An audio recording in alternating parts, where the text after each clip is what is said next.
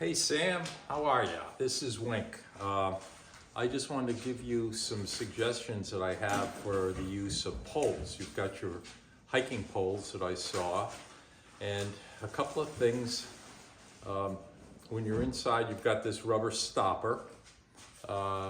Make sure you have that on, otherwise you're going to gouge the floor and you're going to be in trouble.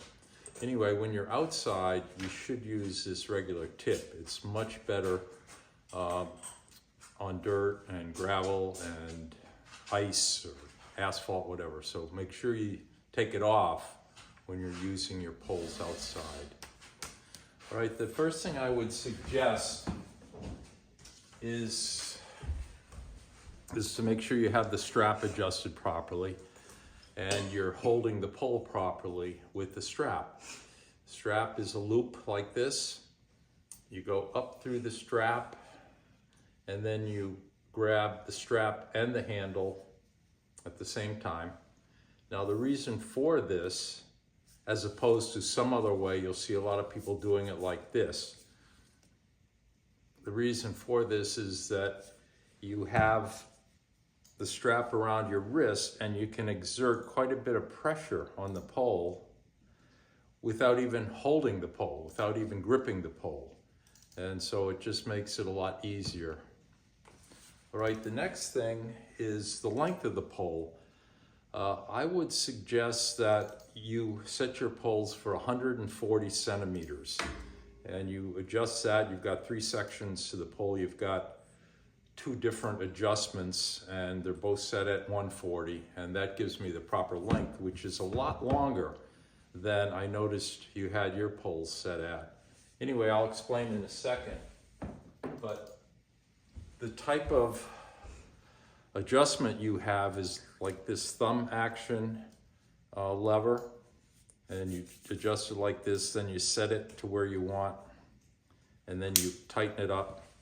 See how I did that? Tighten it up. So I have these set at 140, and of course I've got the rubber stoppers. So these are my 2 poles. I'll move back so you can see my feet. Now notice how long the poles are.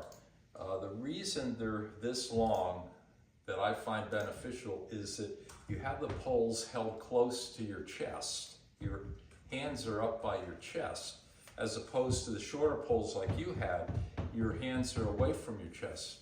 Now the reason I feel that's important is because your center of gravity is your chest, your heart area, and the poles are forcing or applying force to the ground, and you're supporting your center of gravity. And that's how I do when I hike. All the time I have them this long. Now the other thing is that makes it easy is that when you move the pole forward and backwards, actually you'll be moving forward, all you have to do is move your wrist. Like this, when you're walking, you move your wrist, as opposed to like this where you have to keep moving your whole arm, and it makes it a lot easier.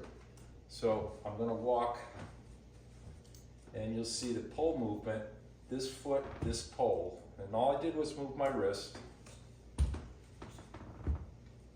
And since the poles are held high around your chest, your skeletal frame is really supporting the pole more than your muscles, and you're a lot stronger that way. Anyway, let me do that again for you.